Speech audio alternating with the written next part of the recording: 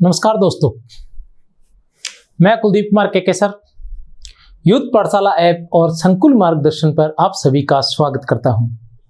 दोस्तों, एक नए बिंदु के साथ, एक नए टॉपिक के साथ आप सभी का बहुत बहुत स्वागत है।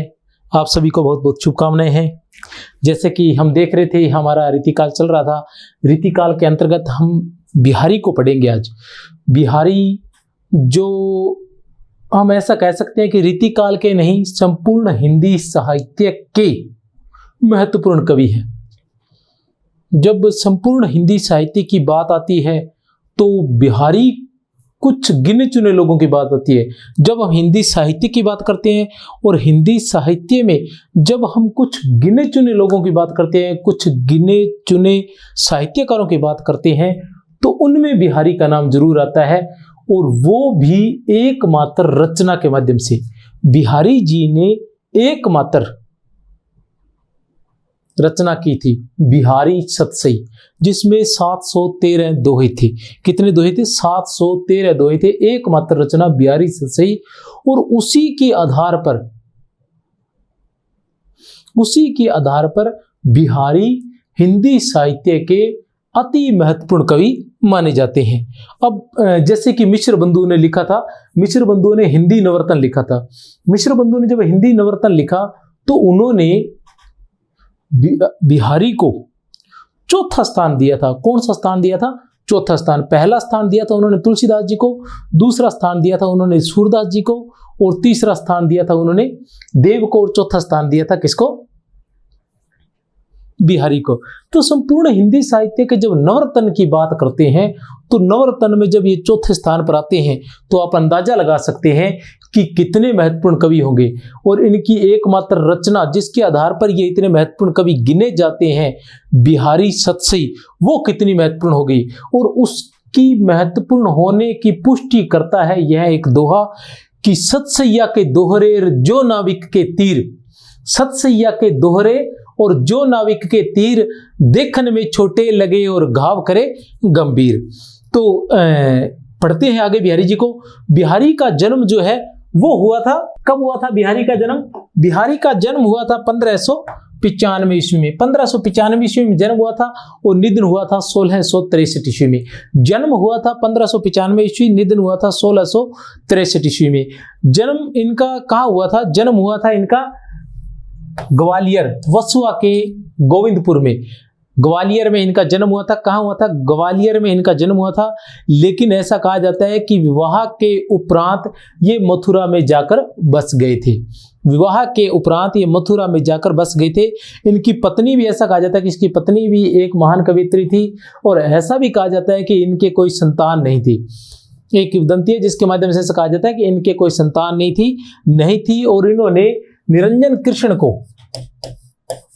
किसको? निरंजन कृष्ण को गोद लिया था। इन्होंने निरंजन कृष्ण को गोद लिया था, और ऐसा माना जा सकता है कि यही निरंजन कृष्ण आगे चलकर वे कृष्ण हुए थे, कृष्ण कवि हुए थे, जिन्होंने बिहारी सतसई की प्रथम टीका लिखी थी। क्योंकि हम लोगों के पास एक जानकारी है जिसमें ऐसा कहा जाता है कि बिहारी सतसई की प्रथम टीका कृष्ण कवि ने लिखी थी। तो हो सकता है कि यही कृष्ण कवि हो जिन्होंने सवैया छंद के अंदर बिहारी सतसई की प्रथम टीका लिखी थी। ये तो महत्वपूर्ण, ये तो सिद्ध हो चुका है कि इन्होंने बिहारी के कोई संतान नहीं थी, और उन्होंने किसको लिया था? निरंजन कृष्ण को गोद लिया था। तब इसके पीछे एक कहानी और भी है, छोटी सी कहानी मैं बता देता हूँ। कहानी ये है कि जब इनका विवाह हो गया तो ये कहाँ चले गए? मथुरा चले गए, और वहीं जाकर रहने लगे। वहाँ इन्होंने फारसी में कुछ काव्य रचना करनी प्रारंभ की, और शाहजहां के दरबार में इन्होंने आना जाना शुरू किया, और वहाँ से इनको वृत्ति मिलने लगी, कुछ पैसे मिलने लगे थे। और वहाँ पर क्या है कि भारत के अनेक राजाओं का आना जाना रहता था, और उन राजाओं के साथ भी इनके संपर्क हो गए थे। और ऐसा ही एक संपर्क जो, और उन राज्यों के वहाँ जाते थे, कुछ कविताएं, कुछ ये काव्य पद वगैरह सुनाते थे, तो वहाँ से इनको कुछ मिलता था पुरस्कार स्वरूप। तो उसी दौरान इनका संपर्क मिर्जा राजा जयसिंह से हो गया। जयपुर के राजा या महाराजा मिर्जा राजा जयसिंह से इनका संपर्क हो गया, और ये उनके पास एक बार आए हुए थे। तो ये जब पहुंचे जयपुर पहुंचे थे, इन्होंने देखा कि मिर्जा राजा जो जयसिंह थे वो अपनी नवविवाहिता पत्नी के प्रेम में बहुत अधिक अपना राजकाज सब कुछ खोकर महल में ही पड़े रहते हैं। जब जनता ने या जो राज्य की जनता थी उन्होंने उनको बताया इस बारे में, तब उन्होंने एक पद लिखकर इनको भेजा कि नहीं पराग नहीं मधुर मधु, नहीं पराग नहीं मधुर मधु, नहीं विकास यही काल, नहीं पराग नहीं मधुर मधु, नहीं विकास यही काल, अली कलीसो यो बंद्योर आगे कौन हवाल।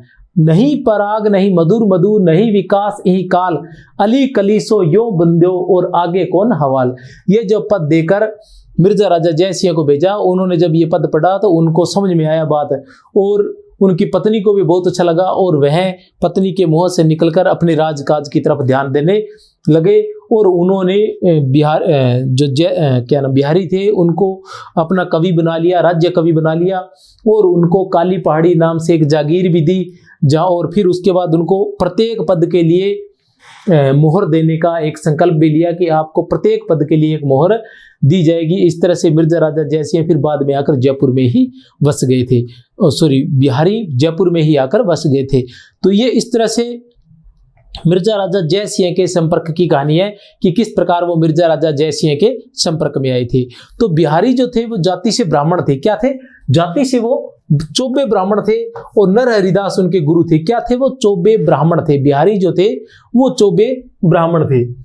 आगे देखते हैं इनके बारे में। विवाह का बचपन बुंदेलखंड में बीता था।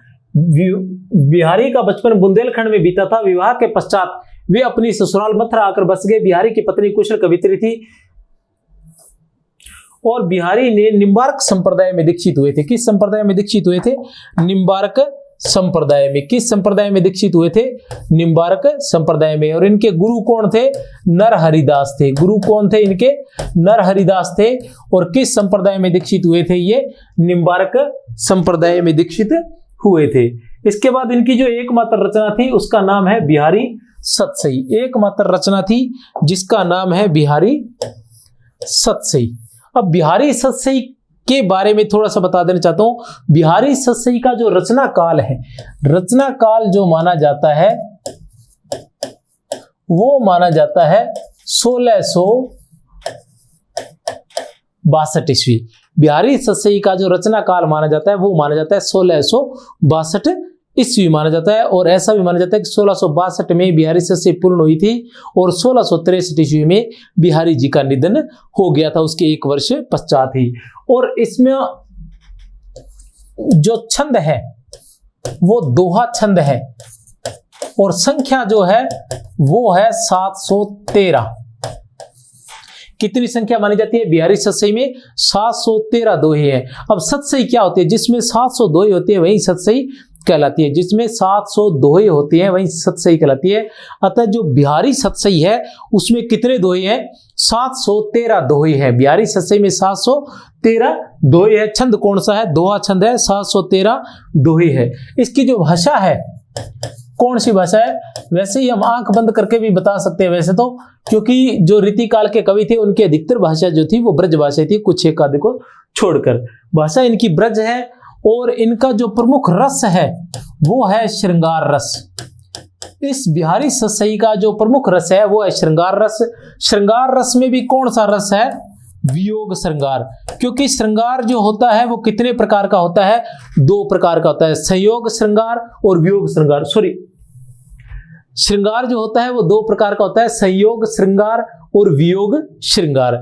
तो जो बिहारी की जो बिहारी सतसई है इसका जो महत्वपूर्ण रस था वो था संयोग श्रृंगार, क्योंकि इनका वियोग जो श्रृंगार है वो तो एक प्रकार का मजाक ही बन गया है। कैसे बन गया है मजाक, मैं उसको भी बता देता हूं। इनका एक दोहा है। क्या दोहा है? इत आवती चली जात उत, इत आवती चली जात उत, छछक सातक हाथ। कितने? 6-7 हाथ। इत आवती चली जात उत, छछक सातक हाथ, चढ़ी हिंडोरे सी रहे लगी उशासन साथ, लगी उशासन साथ। तो कवि कह रहे हैं कि जो नायिका है वो वियोग में इतनी कमजोर हो गई है, इतनी दुर्बल हो गई है कि जब वो सांस लेती है तो 6-7 हाथ पीछे आ जाती है, और जब सांस छोड़ती है तो 6-7 हाथ आगे चली जाती है, और ऐसा लग रहा है जैसे झूला झूल रही हो, अपनी ही सांसें लेने में जैसे झूला झूल रही हो। वियोग में इतनी कमजोर हो गई है नायिका। तो इस प्रकार वियोग श्रृंगार के जो पद थे वो अधिक महत्वपूर्ण नहीं थे। सतसई की जब बात आती है तो सतसई का जो पहला दोहा है वो क्या है, भक्ति से संबंधित है। प्रारंभ में इन्होंने निम्बार्क संप्रदाय के अनुसार राधा का स्मरण किया है। किसका स्मरण किया है? राधा का स्मरण किया है। क्या कहते हैं वो कि मेरी भव बाधा हरो राधा नागरी सोई, मेरी भव बाधा हरो राधा नागरी सोई, जातन की झाई परेर श्याम हरित दुति होई। मेरी भव बाधा हरो राधा नागरी सोई, जातन की झाई परे श्याम हरित दुति होई। ये क्या कह रहे हैं वो? ये प्रारंभ में बिहारी सतसई का जो पहला दोहा है वो यही दोहा है, और वो राधा की स्तुति कर रहे हैं, जैसे मंगलाचरण के रूप में राधा की स्तुति की जा रही है सबसे पहले दोहे के माध्यम से। और जो इनकी बिहारी सतसई थी वो क्या थी? श्रृंगार, भक्ति और नीति। श्रृंगार, भक्ति और नीति, इन तीनों की क्या थी? त्रिवेणी थी। क्या थी? बिहारी सतसई जो थी वो श्रृंगार, भक्ति और नीति की त्रिवेणी थी, हम ऐसा कह सकते हैं। लेकिन प्रमुख रूप से जो था वो क्या था? उसमें श्रृंगार रस ही महत्वपूर्ण था। उसके अलावा भक्ति के भी बहुत से दोहे मिल जाते हैं, और बहुत से दोहे नीति के भी मिल जाते हैं। जैसे भक्ति की बात करते हैं तो भक्ति का दोहा जैसे हम बोल ही चुके हैं कि मेरी भव बाधा हरो राधा नागरी सोई, जातन की झाई परेर श्याम हरित दुति होई। उसी तरह हम जब भक्ति नीति की बात करते हैं तो नीति के अंतर्गत आ जाता है नहीं पराग नहीं मधुर मधु नहीं विकास यही काल, अली कली सो यो बंद्योर आगे कौन हवाल। उसी तरह से हम भक्ति की होगी। श्रृंगार की जब हम बात करते हैं तो श्रृंगार के तिनके सारे दो यही, कहत नटत रिजत खिजत मिलित खलत लजियात, भरे भोन में करत है नैनन ही सो बात। कहत नटत रिजत खिजत मिलित खिलत लजियात, भरे भोन में करत है नैनन ही सो बात, नैनन ही सो बात है। इसी तरह वो नायिका के सौंदर्य का चित्रण भी करते हैं। नायिका के सौंदर्य का चित्रण करते हुए कह रहे हैं, पत्रा ही तिथि पाइये वा घर के चहुपास, नित प्रति पुण्यो ही रहत आनन ओप उजास। पत्रा ही तिथि पाइये, इसमें उनका ज्योतिष ज्ञान भी प्राप्त होता है, ज्योतिष का ज्ञान भी प्राप्त होता है। पत्रा ही तिथि पाइये वा घर के चहुपास, नित प्रति पुण्यो ही रहत आनन ओप उजास। तो इस तरह से उनके जो पद थे वो इन भक्ति, सॉरी श्रृंगार, भक्ति, नीति, इन सब की त्रिवेणी थी। अब उसके बारे में जो पद्म सिंह शर्मा है उन्होंने बिहारी सतसई की भूमिका में लिखा है।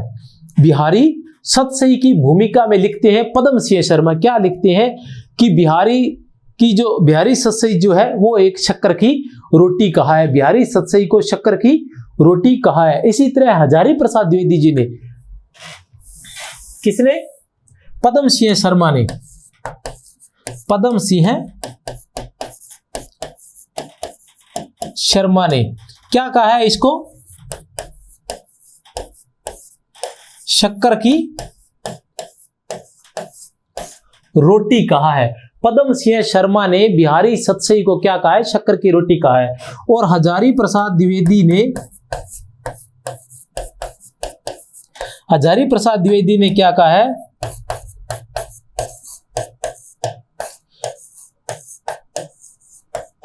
रसिकों के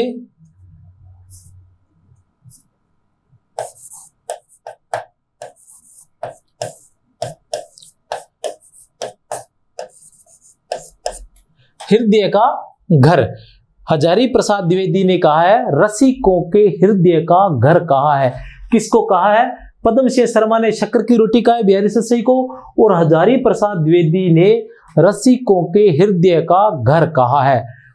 हजारी प्रसाद द्विवेदी ने बिहारी सतसई को रसिकों के हृदय का घर कहा है। अब यही बात चलती है कि जैसे ही हम बात करते हैं बिहारी की, तो आगे चलते हैं बिहारी के बारे में। बिहारी पर अनेक टीकाएं लिखी थी, ऐसा माना जाता है। वैसे कुछ रचनाकारों ने यह भी कहा है कि आज तक जितनी भी रचनाएं लिखी गई हैं उन सब में जो महत्वपूर्ण थी, वो सबसे अधिक जो टीकाएं लिखी गई है वो बिहारी सतसई पर लिखी गई है। लेकिन वास्तविक बात यह है कि हम जब बात करते हैं तो रामचरितमानस के बाद, तुलसीदास जी की रामचरितमानस के बाद सर्वाधिक टीकाएं जो लिखी गई हैं वो बिहारी सतसई पर लिखी गई हैं। किस पर लिखी गई है? बिहारी सतसई पर लिखी गई है। बिहारी सतसई पर टीकाएं लिखने में सबसे पहली टीका किसने लिखी थी? कृष्ण कवि ने लिखी थी, जिन्हें हम इनका पुत्र भी मानते हैं। किसने लिखी थी? कृष्ण कवि ने लिखी थी, जिन्हें हम इनका पुत्र भी मानते हैं। इसके अलावा जो टीका लिखी गई थी, इसका पाठानुसंधान जो किया गया था या इसका अनुसंधान किया गया था, इसका संपादन किया गया था बिहारी सतसई का, वो किया गया था जगन्नाथ दास रत्नाकर द्वारा, जो बहुत ही महत्वपूर्ण था। जगन्नाथ दास द्वारा जो इसका पाठानुसंधान या संपादन जो किया गया था बिहारी सतसई का, वह बहुत ही महत्वपूर्ण था। उसका नाम था बिहारी रत्नाकर। क्या नाम था उसका? बिहारी रत्नाकर नाम से बिहारी सतसई का जगन्नाथ दास ने क्या किया था? संपादन किया था, पाठानुसंधान किया था। तो उसी के बारे में देखते हैं इनके, जिसमें 713 दोहे थे। बिहारी रत्नाकर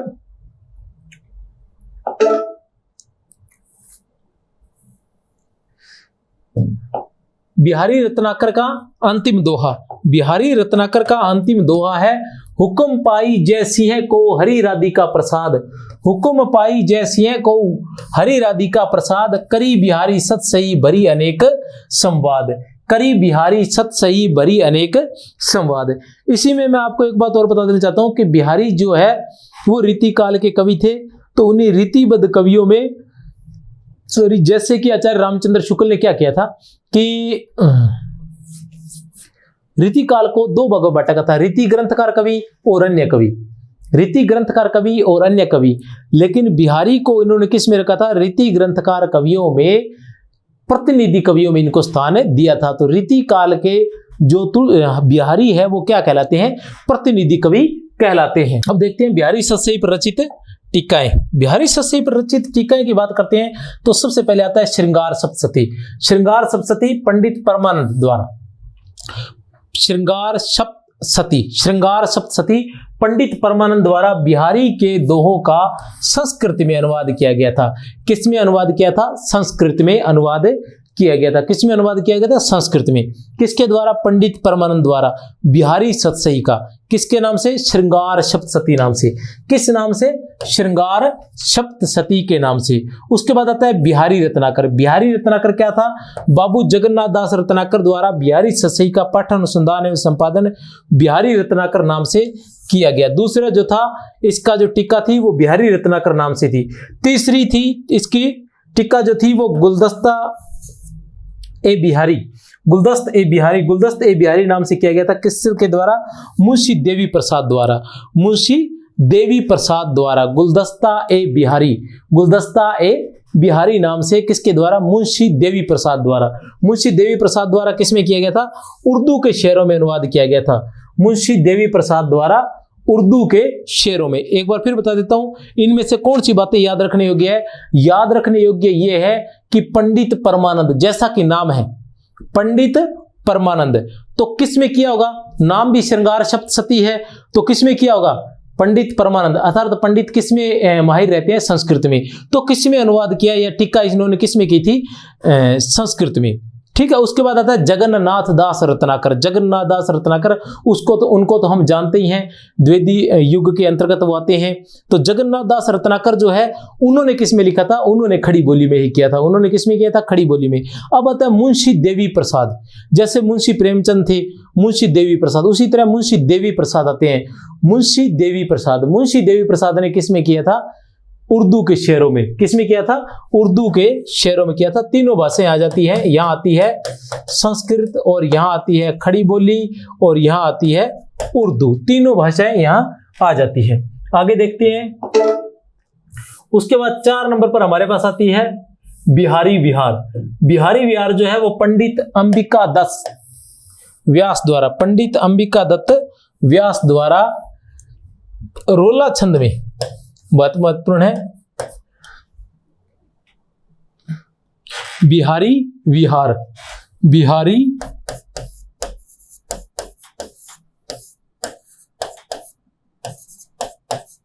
पंडित अंबिका दत्त व्यास ने, पंडित अंबिका दत्त व्यास में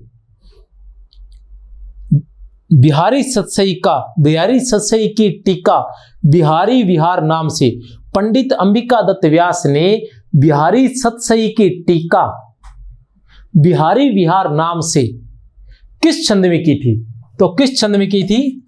रोला छंद में। किस छंद में की थी? रोला छंद में। याद रख सकते हैं आप। या बिहारी सतसई की रोला छंद में टीका लिखने वाले रचनाकार थे। बिहारी सतसई की रोला छंद में टीका लिखने वाले रचनाकार थे। तो रोला छंद में लिखने वाले कौन थे?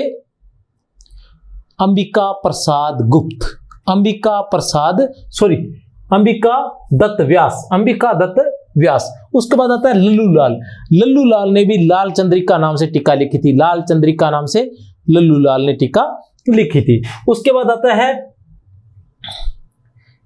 बिहारी हजारी प्रसाद द्विवेदी। हजारी प्रसाद द्विवेदी क्या कहते हैं? जैसे कि मैं कह चुका हूं कि बिहारी सतसई रसिकों के हृदय का घर है। बिहारी सतसई रसिकों के हृदय का घर है। बिहारी सतसई जो है वो रसिकों के हृदय का घर है। ये तो मैं पहले कह चुका हूं। और उसके बाद जॉर्ज ग्रेसन लिखते हैं, क्या लिखते हैं कि यूरोप में बिहारी सतसई के समान कोई रचना नहीं है। बहुत महत्वपूर्ण बात है, हमारे लिए बड़े गर्व की बात है कि जॉर्ज ग्रेसन बिहारी सतसई के बारे में ऐसा लिखता है। और बिहारी पर रचित पुस्तकें, बिहारी पर बहुत सी पुस्तकें लिखी गई थी। वो बहुत सी टीकाएं भी लिखी गई थी बिहारी सतसई पर, और बिहारी पर बहुत सी पुस्तकें लिखी गई थी। उन्हीं पुस्तकों के बारे में हम देख लेते हैं कौन कौन सी हैं। कुछ महत्वपूर्ण पुस्तकें हैं। देव और बिहारी, देव और बिहारी किसकी है? कृष्ण बिहारी मिश्र की। देव और बिहारी कृष्ण बिहारी मिश्र की। ये कृष्ण बिहारी मिश्र ने यहां लिखी थी। कृष्ण बिहारी मिश्र ने इसमें क्या किया था? देव को बिहारी से बढ़कर बताया था। किसको? देव को बिहारी से बढ़कर बताया था कृष्ण बिहारी मिश्र ने। इनके जवाब में लाला भगवान दीन ने लिखा था बिहारी और देव। इस रचना के जवाब में किसने लिखा था? लाला भगवान दीन ने। क्या लिखी रचना? बिहारी और देव, जिसमें बिहारी को देव से बढ़कर बताया गया है। बिहारी को देव से बढ़कर बताया गया है। तो आप ये दोनों चीजें देख सकते हैं, दोनों बहुत महत्वपूर्ण है। देव और बिहारी कृष्ण बिहारी मिश्र की। देव और बिहारी किसकी रचना थी? कृष्ण बिहारी मिश्र की। बिहारी और देव थी लाला भगवान दीन की। इसी तरह हिंदी नवरत्न मिश्र बंधुओं का, हिंदी नवरत्न जो था वो मिश्र बंधुओं का था। हिंदी नवरत्न किसका था? मिश्र बंधुओं का, जिसमें बिहारी को चौथा स्थान दिया गया था। जिसमें बिहारी को चौथा स्थान दिया गया था। यह स्थान भी हिंदी नवरत्न के बारे में भी मैं थोड़ा सा बता देता हूं। हिंदी नवरत्न में जो 9 कवि थे, नोट कर सकते हैं आप लोग। क्या है? हिंदी नवरत्न में जो 9 कवि थे उसमें सबसे पहले थे तुलसी दास। 2 नंबर पर थे सूरदास। 3 नंबर थे देव। 4 पर आते हैं बिहारी। 5 पर आते हैं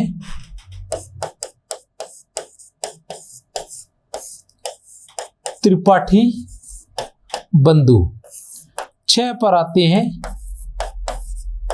केशव। 7 पर आते हैं कबीर। 8 पर आते हैं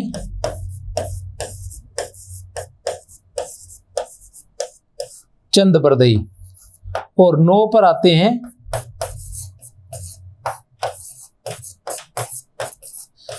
बाबू हरिश्चंद्र।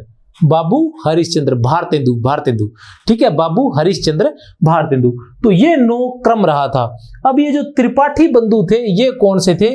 ये थे भूषण और मतीराम। ये कौन थे? भूषण और मतीराम। अब ऐसा भी कहा जाता है कि जो मिश्र बंधु थे, इन्होंने जब हिंदी नवरत्न लिखा तब उन्होंने क्या किया कि कबीर को ये भूल जाते हैं। किसको भूल जाते हैं? कबीर को भूल जाते हैं। अब एक भाग इसका प्रकाशित हो चुका है और कबीर को भूल चुके हैं, तो बड़ी समस्या हो गई। अब कबीर को लिया कैसे जाए? ठीक है, अगर कबीर को जोड़ा जाता है तो 10 हो जाते हैं, और अगर पहले वाले में से किसी को निकाला जाता है, निकाला जा नहीं सकता क्योंकि पहले से उनके नाम दिए जा चुके हैं। तो इसका उपाय इन्होंने ये ढूंढा कि ये जो भूषण और मतीराम थे उनको त्रिपाठी बंधु कहकर एक ही जगह कर दिया। त्रिपाठी बंधु कहकर एक ही जगह कर दिया भूषण और मतीराम।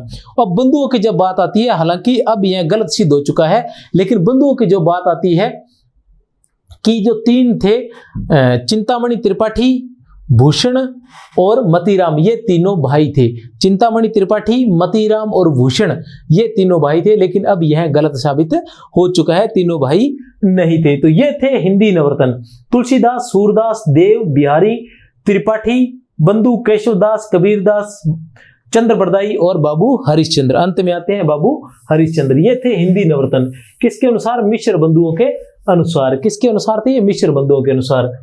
उसके बाद कविवर बिहारी लाल। कविवर बिहारी लाल ये भी जगन्नाथ दास रत्नाकर की है। बिहारी की वाग विभूति विश्वनाथ प्रसाद मिश्र। विश्वनाथ प्रसाद मिश्र की जो रचना है, किस पर? बिहारी पर लिखी गई जो रचना है वो है बिहारी की वाग विभूति, और बिहारी विश्वनाथ प्रसाद मिश्र। बिहारी सार्ध सती, ओम प्रकाश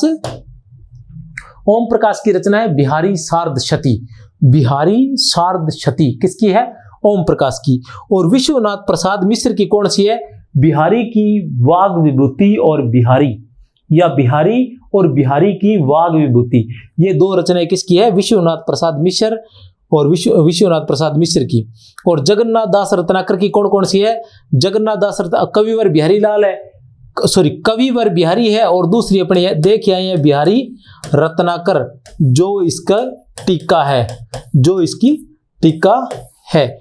मिश्र बंधु हिंदी नवरत्न, ये थी इस पर लिखी गई अन्य रचनाएं। सतसई की जब बात करते हैं तो थोड़ा सा सतसई के बारे में हम पढ़ लेते हैं। सतसई के बारे में जब हम पढ़ते हैं तो हम देखते हैं कि सतसई की जो परंपरा है वो कहाँ से प्रारंभ होती है। सतसई की परंपरा प्रारंभ होती है गाथा सतसई से। कहाँ से प्रारंभ होती है? थोड़ा सा बिंदु है, छोटा सा बिंदु है, समझ में आपके आ जाएगा तो आपको अच्छा लगेगा। है ये बिहारी से ही जुड़ा हुआ, चूंकि बिहारी एक विशेष टॉपिक दिया गया है हिंदी व्याख्याता परीक्षा में। आरपीएससी द्वारा जारी हिंदी व्याख्याता की जो परीक्षा है या उसमें जो पाठ्यक्रम दिया गया है उसमें बिहारी को विशेष रूप से दिया गया है, तो इसलिए बिहारी को थोड़ा सा करीब से पढ़ना पड़ेगा। तो जो बिहारी जो सतसई की परंपरा है, सतसई परंपरा, ये डॉक्टर गणपति चंद्र गुप्त के अनुसार है। डॉक्टर गणपति चंद्र गुप्त के अनुसार उनके जो निबंध थे, साहित्यिक निबंध है शायद, उनमें इसके बारे में दिया गया है कि परंपरा जो है वो किससे प्रारंभ होती है? गाथा सतसई से ये परंपरा प्रारंभ होती है। जो गाथा सतसई है इसके रचनाकार थे हाल कवि, और इसकी भाषा जो थी वो थी प्राकृत थी। इसकी भाषा कौन सी थी? प्राकृत भाषा थी। कौन सी भाषा थी इसकी? प्राकृत भाषा। गाथा सतसई हाल कवि द्वारा रचित थी, प्राकृत में थी। इसमें क्या थी? गाथाएं थी। कितनी गाथाएं हैं? 700 गाथाएं हैं। क्या है? 700 गाथाएं, जिनमें से कुछ तो किसकी है? हाल कवि की है, और शेष जो गाथाएं हैं वो अन्य कवियों की है। हाल कवि ने उनको संकलित किया है, इसमें इन्होंने संपादित किया था। तो जो गाथा सतसई है, सतसई की परंपरा किससे प्रारंभ होती है? गाथा सतसई से सतसई की परंपरा प्रारंभ होती है। 2 नंबर पर जब हम बात करते हैं तो 2 नंबर पर हमारे पास आती है आर्या सप्तशती। 2 नंबर पर हमारे पास आती है आर्या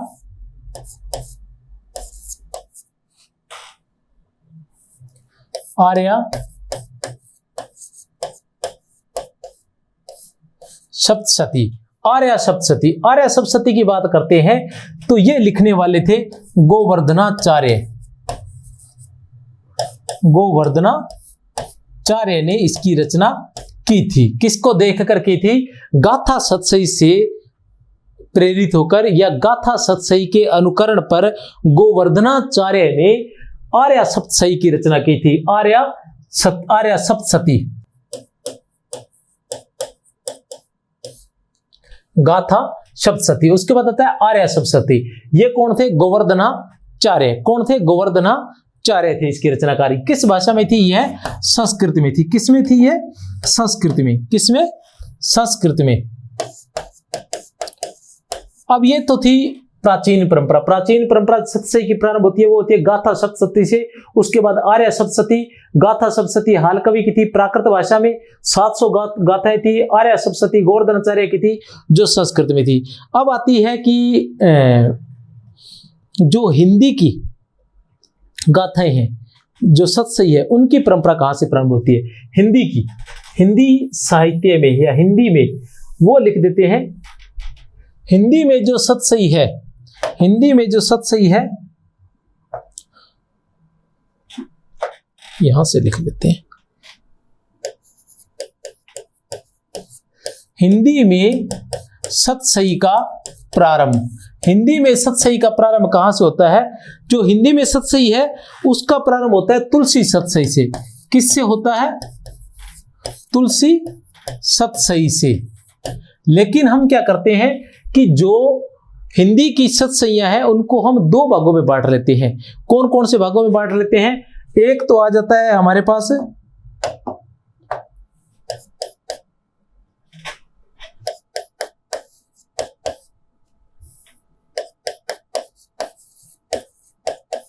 सुक्ति सतसई, और दूसरा आ जाता है हमारे पास श्रृंगार सतसई। जब सुक्ति सतसई की बात आती है तो इसमें सबसे पहले हमारे पास नाम आता है तुलसी सतसई। तुलसी द्वारा रचित 700 दोहे है इसमें। और श्रृंगार सतसई की बात आती है तो इसमें आ जाता है बिहारी सतसई। अब देखिए ये सतसई की बात आ गई। प्राचीन काव्य में सतसई का प्रारंभ किस रचना से, मतलब प्राचीन काव्य में किसको प्रथम सतसई माना जा सकता है? ठीक है, तो उसमें आता है गाथा सप्तशती, गाथा सप्तशती। अब आता है हिंदी में सतसई परंपरा का प्रारंभ किस सतसई से माना जाता है? हिंदी में सतसई परंपरा का प्रारंभ किस सतसई से माना जाता है? तो हम बताएंगे तुलसी सतसई से। किससे? तुलसी सतसई से। अब आता है सुक्ति सतसई। सुक्ति सतसई से किसका माना जाता है? तुलसी सतसई से। और अगर हम ऐसा कहते हैं कि श्रृंगार सतसई का प्रारंभ किससे माना जाता है, तो वो माना जाता है बिहारी सतसई से। ये बहुत ही महत्वपूर्ण है, आप लोगों को याद रखना है कि श्रृंगार सतसई का प्रारंभ किस सतसई से माना जाता है? बिहारी सतसई से। श्रृंगार सतसई का प्रारंभ किस सतसई से माना जाता है? बिहारी सतसई से। अब आता है अन्य। सुक्ति सतसई में अन्य है तुलसी सतसई। तुलसी सतसई के बाद आ जाता है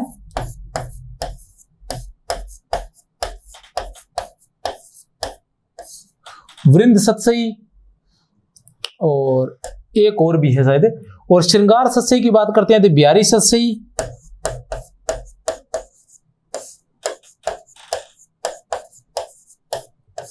मतीराम सतसई,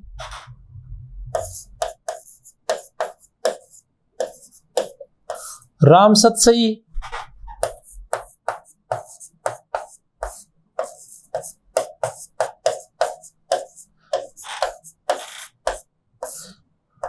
रसनिधि सतसई। ये सारी सतसईयां आ जाती है। ये किसमें? हिंदी में, हिंदी साहित्य के प्रारंभ में। लेकिन हिंदी साहित्य में भी जब हम आधुनिक काल की बात करते हैं, हिंदी साहित्य में भी जब हम आधुनिक काल की बात करते हैं, तब एक बात और आती है। आधुनिक काल में कौन कौन सी सतसईयां थी?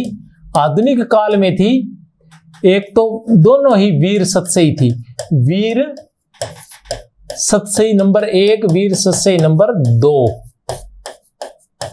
अब ये अभी वर्तमान में किसी और ने लिख दिया तो ध्यान नहीं है। वीर सतसई ये तो थे सूर्यमल मिश्रण, और दूसरे थे वियोगी हरि। दूसरे थे वियोगी हरि। आधुनिक काल में वीर सतसई लिखी थी सूर्यमल मिश्रण ने, और दूसरी वीर सतसई लिखी थी वियोगी हरि ने। यह है सतसई की परंपरा, सतसई की परंपरा। अब देखते हैं कि बिहारी के बारे में या बिहारी सतसई के बारे में अलग अलग साहित्यकारों ने क्या क्या कहा है। बिहारी सतसई के बारे में या बिहारी के बारे में अलग अलग रचना साहित्यकारों ने क्या क्या कहा है, तो पढ़ते हैं उसको। कि सबसे पहले आता है आचार्य रामचंद्र शुक्ल। आचार्य रामचंद्र शुक्ल क्या कहते हैं? आचार्य रामचंद्र शुक्ल कहते हैं कि जिस कवि में कल्पना की समाहार शक्ति के साथ भाषा की, कल्पना की समाहार शक्ति के साथ भाषा की समास शक्ति जितनी अधिक होगी, कल्पना की समाहार शक्ति के साथ भाषा की समास शक्ति जितनी अधिक होगी, उतना ही वह कवि मुक्तक की रचना में सफल होगा। यह क्षमता बिहारी में पूर्ण रूप से विद्यमान थी। अभी हम जब साहित्यकारों के विचार पढ़ेंगे बिहारी के बारे में, हालांकि बिहारी बहुत प्रसिद्ध रचना थी, लेकिन भाषा के बारे में या बिहारी की रचना के बारे में इन लोगों के जो मत है, इन साहित्यकारों के जो मत है, वो कुछ ज्यादा अच्छे नहीं है। आप अभी देख सकते हैं कि क्या कहना चाह रहे हैं ये, कि जिस कवि में कल्पना की समाहार शक्ति, कल्पना की तो क्या है, समाहार शक्ति चाहिए, और भाषा की समास शक्ति, भाषा की क्या चाहिए, समास शक्ति चाहिए, और ये दोनों चीजें जिसमें अधिक होगी वह मुक्तक की रचना में उतना ही सफल होगा। और ये दोनों बातें किस में बहुत अच्छे से कूट कूट कर भरी गई थी, ये दोनों बातें बहुत अच्छे से भरी गई थी बिहारी में। अतः बिहारी की जो रचना है वो मुक्तक है, मुक्तक शैली में लिखी गई है और बहुत ही सुंदर मुक्तक है। दूसरी बार फिर आचार्य रामचंद्र शुक्ल जी कहते हैं कि कवि का यश उसकी रचनाओं के परिमाण से नहीं होता। कवि का यश जो है उसकी रचनाओं के परिमाण के हिसाब से कभी नहीं होता है। कौन लिखते हैं? आचार्य रामचंद्र शुक्ल। क्या लिखते हैं कि कवि का यश उसकी रचनाओं के परिमाण के हिसाब से नहीं होता, मुक्तक कविता बल्कि गुण के हिसाब से होता है, गुण के हिसाब से होता है। आचार्य रामचंद्र शुक्ल, मुक्तक में प्रबंध के समान रस की धारा नहीं बहती। देख लेते हैं, बहुत ही बढ़िया लिखा हुआ है। आ जाता है, मुक्तक में प्रबंध के समान रस की धारा नहीं बहती, जिसमें कथा प्रसंग की परिस्थिति में अपने को भूला हुआ पाठक मगन हो जाता है और हृदय में एक स्थायी प्रभाव ग्रहण करता है। इसमें तो रस के ऐसे छिंटे पड़ते हैं जिनसे हृदय की कलिका थोड़ी देर के लिए खिल उठती है। किसमें स्थायी प्रभाव किसमें पड़ता है? आचार्य रामचंद्र शुक्ल के अनुसार प्रबंध काव्य में क्या होता है, एक मतलब बंध जाता है किसी रस के अंदर, एक धारा में बह जाता है, उसी धारा में वो बहता जाता है। लेकिन इसमें क्या रहता है, जो मुक्तक काव्य है उसमें रस के छिंटे पड़ते हैं। उसमें क्या होता है, रस के छिंटे पड़ते हैं। एक बार फिर से पढ़ लेते हैं कि मुक्तक के में प्रबंध के समान, मुक्तक में प्रबंध के समान। अब प्रबंध में क्या होता है, प्रबंध के समान, प्रबंध में क्या होता है, रस की धारा, मुक्तक में प्रबंध के समान रस की धारा नहीं बहती, जिसमें कथा प्रसंग की परिस्थिति में अपने को भूला हुआ पाठक मगन हो जाता है और हृदय में एक स्थायी प्रभाव ग्रहण करता है। ठीक है, किसमें? कथा प्रसंग की परिस्थिति में अपने को भूला हुआ पाठक मगन हो जाता है और हृदय में एक स्थायी प्रभाव ग्रहण करता है। किसमें? मुक्तक में, प्रबंध में। लेकिन मुक्तक में क्या होता है, इसमें तो रस के छिंटे पड़ते हैं जिनसे हृदय कलिका थोड़ी देर के लिए खिल उठती है। आचार्य रामचंद्र शुक्ल लिखते हैं कि यदि प्रबंध काव्य एक विस्तृत वनस्थली है, बहुत ही महत्वपूर्ण पंक्ति है। क्या है? बहुत ही महत्वपूर्ण पंक्ति, कि यदि प्रबंध काव्य एक विस्तृत वनस्थली है तो मुक्तक एक चुना हुआ गुलदस्ता है। क्या लिखते हैं कि प्रबंध काव्य यदि एक विस्तृत वनस्थली है, प्रबंध काव्य यदि एक विस्तृत वनस्थली है तो मुक्तक एक चुना हुआ गुलदस्ता है। एक बार फिर से बोल देता हूं, आचार्य रामचंद्र शुक्ल लिखते हैं कि प्रबंध काव्य यदि प्रबंध काव्य एक विस्तृत वनस्थली है तो मुक्तक एक चुना हुआ गुलदस्ता है। देखते हैं आगे इनके बारे में और कौन कौन क्या क्या कहता है। फिर आते हैं हमारे पास आचार्य रामचंद्र शुक्ल, ये लिखते हैं, अब इनकी भाषा के बारे में क्या लिखते हैं। आलोचना करना हमारा नंबर 1 काम है। बिहारी की भाषा चलती होने पर भी साहित्यक है। बिहारी की भाषा चलती होने पर भी साहित्यक है और शब्द के रूप का व्यवहार एक निश्चित प्रणाली पर हुआ है। शब्दों को तोड़ मरोड़ कर विकृत करने की आदत उनमें नहीं पाई जाती है।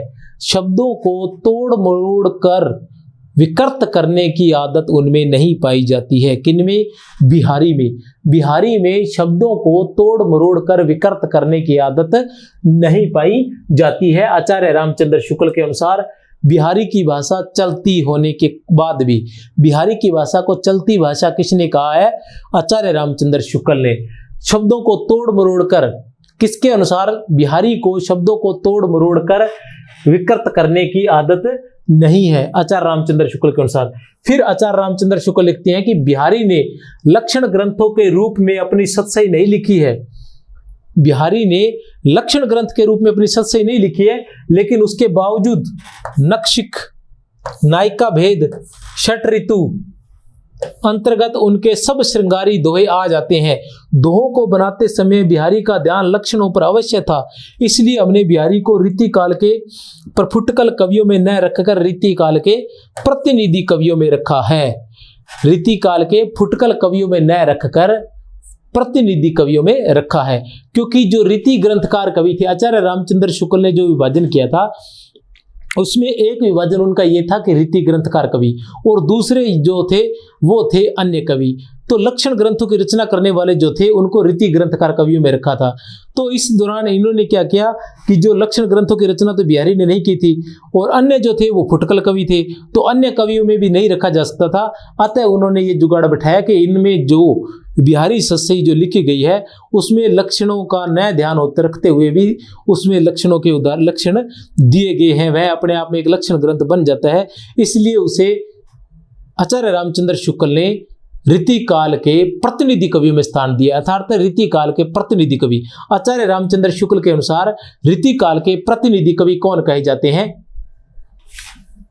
बिहारी। फिर क्या लिखते हैं आचार्य रामचंद्र शुक्ल? जो हृदय के अंतस्थल पर मार्मिक प्रभाव चाहते हैं, जो हृदय के अंतस्थल पर मार्मिक प्रभाव चाहते हैं, किसी भाव की स्वच्छ निर्मल धारा में कुछ देर अपने को मगन रखना चाहते हैं, उनको संतोष बिहारी से नहीं हो सकता। बिहारी का काव्य हृदय में किसी लय या संगीत का संचार नहीं करता है। मार्मिक प्रभाव का विचार करें तो देव और पद्माकर के कवित्व सवैयों का सा गूंजने वाला प्रभाव बिहारी के दोहों का नहीं पड़ता है। पद्माकर, देव और पद्माकर के, किसके? देव और पद्माकर के कवित्व सवैयों का सा मार्मिक प्रभाव, देव और पद्माकर के कवित्व सवैयों का सा मार्मिक प्रभाव, देव और पद्माकर के कवित्व सवैयों का सा, देव और पद्माकर के कवित्व सवैयों का सा मार्मिक प्रभाव बिहारी के दोहों में नहीं पड़ता है, बिहारी के दोहों में नहीं मिलता है। आचार्य रामचंद्र शुक्ल लिखते हैं, आचार्य रामचंद्र शुक्ल लिखते हैं कि भावों का बहुत उत्कृष्ट और उदात्त स्वरूप बिहारी में नहीं मिलता। भावों का बहुत उत्कृष्ट और उदात्त स्वरूप बिहारी में नहीं मिलता। कविता उनकी श्रृंगारी है, पर प्रेम की उच्च भूमि पर वह नहीं पहुंचती बल्कि नीचे ही रह जाती है। बहुत ही महत्वपूर्ण है कि कविता उनकी श्रृंगारी है। क्या है? कविता उनकी श्रृंगारी है, पर प्रेम की उच्च भूमि पर वह नहीं पहुंचती बल्कि नीचे ही रह जाती है। कविता उनकी श्रृंगारी है, पर प्रेम की उच्च भूमि पर वह नहीं पहुंचती बल्कि नीचे ही रह जाती है। ठीक है, कविता उनकी श्रृंगारी है, पर प्रेम की उच्च भूमि पर वह नहीं पहुंचती, नीचे ही रह जाती है। कौन, किसने कहा? आचार्य रामचंद्र शुक्ल ने कहा है। किसके लिए कहा है? बिहारी के लिए। किसके लिए कहा है? बिहारी के लिए। चलो, शुक्ल को छोड़कर कोई और आ गया। डॉक्टर गणपति चंद्र गुप्त। डॉक्टर गणपति चंद्र गुप्त क्या लिखते हैं? लिखते हैं कि हमने इस संबंध में अपने शोध प्रबंध हिंदी काव्य में श्रृंगार परंपरा और महाकवि बिहारी में ठोस प्रमाणों के आधार पर निश्चित किया है कि इनके पिता प्रसिद्ध कवि केशवदास थे। इनके पिता प्रसिद्ध कवि केशवदास थे। हालांकि अधिकतर प्रमाणों ने तो यही माना है कि वो केशव राय थे, केशवदास नहीं थे। लेकिन जो गणपति चंद्र गुप्त है उन्होंने ठोस प्रमाण देकर अपने आप में, उन्होंने अपने जो रचना है उसमें उन्होंने लिखा है कि हमने ठोस प्रमाण देकर कहा है। कुछ किस रचनाओं में कहा है उन्होंने? उनकी जो रचनाएं हैं हिंदी काव्य में श्रृंगार परंपरा, एक तो इसमें, और दूसरा है महाकवि बिहारी में।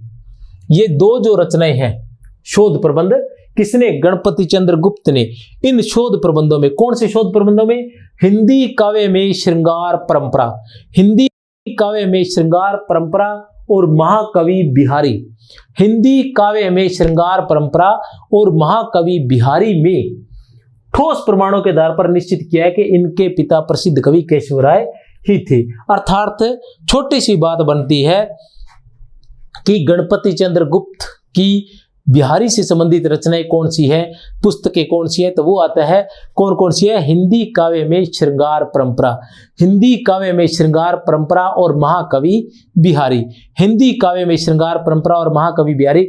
दूसरी बात यह है कि रीति काल के कवि केशवदास को, रीति काल के कवि केशवदास को बिहारी का पिता किसने माना है? तो डॉक्टर गणपति चंद्र गुप्त ने। फिर गणपति चंद्र गुप्त क्या कहते हैं? बिहारी का मूल्यांकन करते समय हमें यह भी न भूल जाना चाहिए कि उनके बहुत से दोहे कहां से लिए गए हैं? गाथा सप्तशती से, अमर शतक से, भर्तृहरि शतक से, आर्या सप्तशती से तथा अन्य पूर्ववर्ती हिंदी कवियों के काव्य पर आधारित है। इस प्रकार के दोहे बिहारी की अनुवाद कला के प्रमाण हैं, न कि काव्य कला के। इस प्रकार के दोहे बिहारी की अनुवाद कला के प्रमाण है, न कि काव्य कला के। इस प्रकार के दोहे बिहारी की अनुवाद कला के प्रमाण है, न कि उनकी काव्य कला के। बिहारी की अनुवाद कला के प्रमाण है, न कि उनकी काव्य कला के। इन्होंने क्या कहा है? गणपति चंद्र गुप्त ने कहा है कि उन्होंने जो भी दोहे लिखे हैं वो दोहे उन्होंने कहाँ से किए हैं, उनका अनुवाद उन्होंने कहाँ से किया है, कहाँ से लिए हैं वो दोहे? तो वो कहते हैं कि वो दोहे उन्होंने गाथा सप्तशती से लिए हैं, आर्या सप्तशती से लिए हैं, भर्तृहरि सप्तशती से, भर्तृहरि शतक से लिए हैं और अमर शतक से लिए हैं ये सारे के सारे दोहे। अतः उनकी जो काव्य कला है वो अनुवाद कला का अनूठा नमूना हो सकती है, लेकिन काव्य कला नहीं।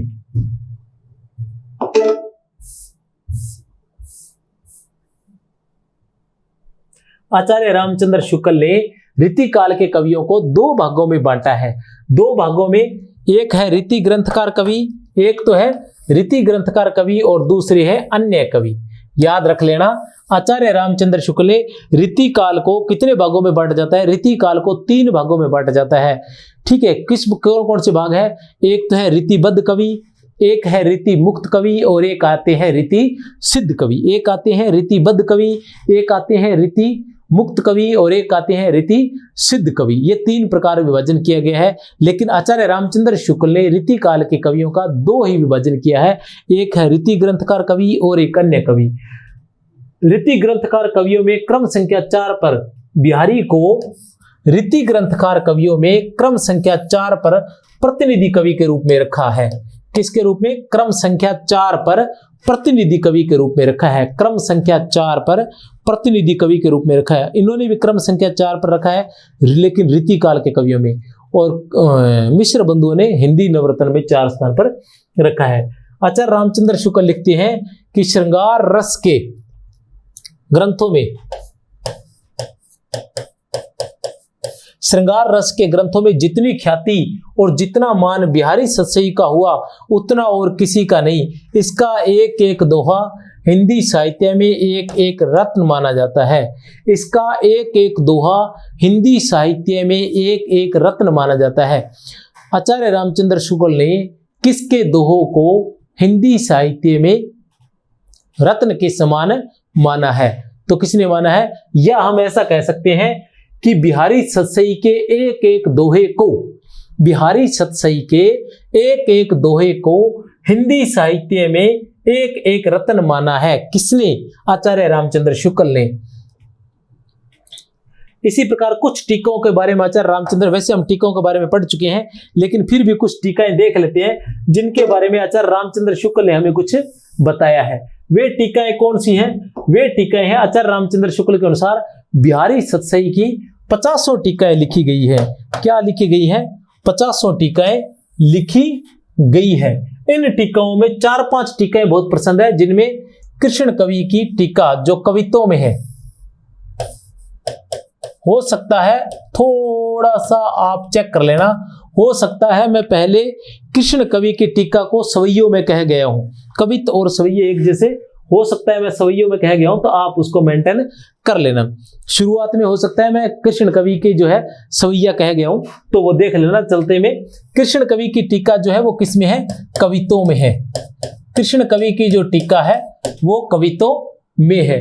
और इसके अलावा हरिप्रकाश टीका, लल्लू लाल की टीका, लल्लू लाल की लाल चंद्रिका,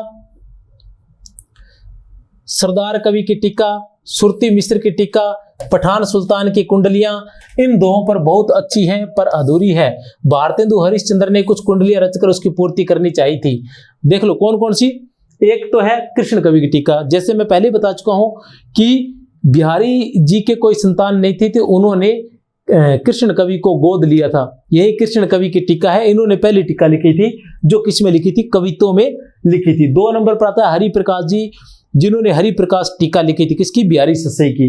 3 नंबर पर लल्लू लाल आता है, जिन्होंने किसने लिखी? लाल चंद्रिका नाम से बिहारी सतसई की टीका लिखी थी।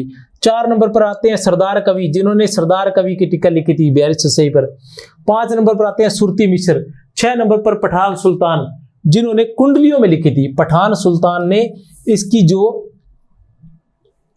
टीका है वो किस में लिखी थी? कुंडलियां छंद में। किस में लिखी थी? कुंडलियां छंद में लिखी थी। इसको पूरा, ये अधूरी थी, इसे पूरा करने का भारतेंदु ने प्रयास किया था। चाह पूरा करने का प्रयास भी भारतेंदु ने किया था। पंडित अंबिका दत्त व्यास ने बिहारी विहार में सब दोहे के भावों को पल्लवित करके रोला छंद बना है। पंडित परमानंद ने श्रृंगार सप्तशती, पंडित परमानंद ने श्रृंगार सप्तशती में इसका अनुवाद किया है, टीका लिखी है। पंडित परमानंद ने श्रृंगार सप्तशती संस्कृत में, पंडित परमानंद ने श्रृंगार सप्तशती जो लिखी है वो संस्कृत में लिखी है। अब 2 प्रकार के आता है, एक आता है कुंडलियां छंद और एक आता है रोला छंद। एक आता है कुंडलियां छंद और एक आता है रोला छंद। तो कुंडलियां छंद में बिहारी की टीका किसने लिखी थी? बिहारी सतसई की टीका किसने लिखी थी? तो वो लिखी थी पठान सुल्तान ने। पठान सुल्तान ने कुंडलियां छंद में। और रोला छंद की बात आती है तो हमारे पास नाम आता है अंबिका दत्त व्यास। तो हमारे पास नाम आता है अंबिका दत्त व्यास। किस छंद में लिखी थी इन्होंने? कुंडलियां छंद में। बच्चन जी क्या लिखते हैं? बच्चन सिंह अपने हिंदी साहित्य का इतिहास में बच्चन सिंह लिखते हैं कि सामंती जीवन की जितनी विशेषताएं और विविध्य बिहारी के काव्य में मिलते हैं उतने किसी कवि के नहीं। सामंती जीवन की जितनी विशेषताएं, सामंती जीवन की जितनी विशेषताएं और विविध्य बिहारी के काव्य में मिलते हैं उतने अन्य किसी कवि के नहीं। उसके बाद बच्चन सिंह जी और लिखते हैं कि बिहारी का काम रहीम के काम से अधिक जटिल था क्योंकि वे दोहों में और भी अर्थ भर रहे थे। बिहारी का काम रहीम के काम से जटिल था। बिहारी का काम रहीम के काम से जटिल था क्योंकि वे दोहों में और भी अर्थ भर रहे थे। फिर वो लिखते हैं कि शुक्ल जी ने एक और बिहारी के दोहों को हिंदी साहित्य का रत्न कहा है और दूसरी ओर हाथी दांत पर कड़े बैल बूटे, हाथी दांत पर कड़े बैल बूटे। अब देखो काफी बातें आ गई। बच्चन सिंह लिखते हैं इनके बारे में, किनके बारे में? आचार्य शुक्ल के बारे में। बच्चन सिंह जी हमेशा ही शुक्ल जी के विरोध में ही लिखते रहे। तो क्या बात हुई थी? बात यह थी कि पद्म सिंह शर्मा ने क्या कहा है? बिहारी सतसई को शक्कर की रोटी कहा है। बिहारी सतसई को शक्कर की। हजारी प्रसाद द्विवेदी ने बिहारी सतसई को रसिकों के हृदय का घर कहा है। रसिकों के हृदय का घर कहा है। बिहारी सतसई को रसिकों के हृदय का घर कहा है। किसने? हजारी प्रसाद द्विवेदी ने। किसने कहा? हजारी प्रसाद द्विवेदी ने। और आचार्य रामचंद्र शुक्ल ने क्या कहा है? हिंदी साहित्य का रत्न माना है। हिंदी साहित्य का रत्न, हिंदी साहित्य का रत्न कहा है, या इसके जो दोहे हैं उनको हिंदी साहित्य का रत्न कहा है। उसी तरह उन्होंने क्या कहा है? हाथी दांत पर कड़े बैल बूटे भी कहा है। बिहारी ने आचार्य रामचंद्र शुक्ल ने बिहारी के दोहों को हाथी दांत पर कड़े बैल बूटे कहा है। ये सब कुछ। उसके अलावा जॉर्ज ग्रेशन भी कहते हैं कि यूरोप में बिहारी सतसई के समकक्ष कोई रचना नहीं मिलती है। यूरोप में बिहारी सतसई के समकक्ष कोई रचना नहीं मिलती है। कौन कहते हैं? जॉर्ज ग्रियर्सन कहते हैं। कौन कहते हैं? George Grierson. इस तरह से हमारा बिहारी हुआ है। तो हो सकता है बिहारी थोड़ा सा लंबा हो गया, लेकिन कोई बात नहीं, क्योंकि ये एक विशेष टॉपिक है, तो हमें इतना तो कम से कम इतना तो करना ही होगा। तो आप इसको देख सकते हैं। उसके अलावा जो मैंने दोहे वगैरह बताए हैं वो भी आप लोगों को याद रखने हैं। जैसे कि सबसे पहले ये जब बिहारी सस्सई का प्रारंभ होता है तब राधा की आराधना की जाती है। क्यों की जाती है? क्योंकि ये निम्बार्क संप्रदाय में दीक्षित हुए थे, नर हरिदास जी इनके गुरु थे। तो ये राधा का स्मरण करते हुए, राधा का मंगलाचरण करते हुए क्या कहते हैं कि मेरी भवबाधा हरो राधा नागरी सोई, मेरी भवबाधा हरो राधा नागरी सोई, जातन की झाई परेर श्याम हरित दुति होई। तो ये था मंगलाचरण के रूप में, इसलिए ये महत्वपूर्ण है, इसको हमें याद रखना है। फिर जब बात आती है राजा जयसिंह की, मिर्जा राजा जयसिंह की, मिर्जा राजा जयसिंह की बात आती है तो उनसे महत्वपूर्ण भी एक दुआ है, वो भी हमें याद रखने पड़ेगा। वो याद है कि नहीं पराग नहीं मधुर मधु नहीं विकास ही काल, नहीं पराग नहीं मधुर मधु नहीं विकास ही काल, अली कलिसो यो बंद्योर आगे कौन हवाल। ये उससे संबंधित है।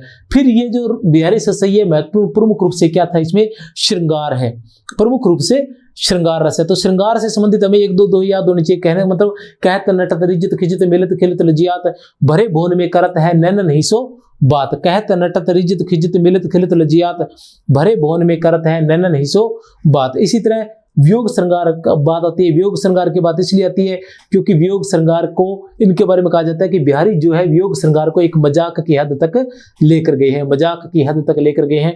इसलिए कि मजाक में क्या है, किस तरह से मजाक पर लेके गए हैं कि इत आवती चली जात उत छछक सातक हाथ, चढ़ी हिंडोरे सी रहे लगी उसासन साथ। इत आवती चली जात उत छछक सातक हाथ, चढ़ी हिंडोरे सी रहे लगी उसासन साथ। बीच में एक वो बात और बता देता हूँ, याद आ गई कि जब राधा गोपियों की तुलना की जाती है, सूरदास की गोपियां हैं वो मूक हैं और जो बिहारी की गोपियां हैं वो वाचाल हैं। सूरदास की जो गोपियां हैं वो मूक है और जो बिहारी की गोपियां हैं वो वाचाल है। इसी तरह ज्योतिष का ज्ञान भी था किनको, बिहारी को। तो उस पर भी उनका एक दोहा है कि पत्रा ही तिथि पाइये वागर के चौपास, नित प्रति पुण्यो ही रहत आनंद ओप उचास। ये कुछ पंक्तियां और है, मैं आपको बता देना चाहता हूँ, शायद मैं बोल गया हूं या नहीं बोला हूं। उसमें ये है, बिहारी को ध्वनिवादी कवि भी कहा जाता है, बिहारी को ध्वनिवादी कवि भी कहा जाता है। और एक बहुत ही महत्वपूर्ण बात है जो रह गई थी, वो ये है कि राधाचरण गोस्वामी, कौन है?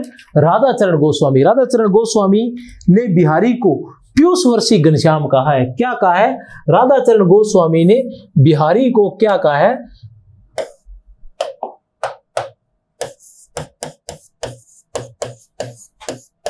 क्या कहा है बिहारी को?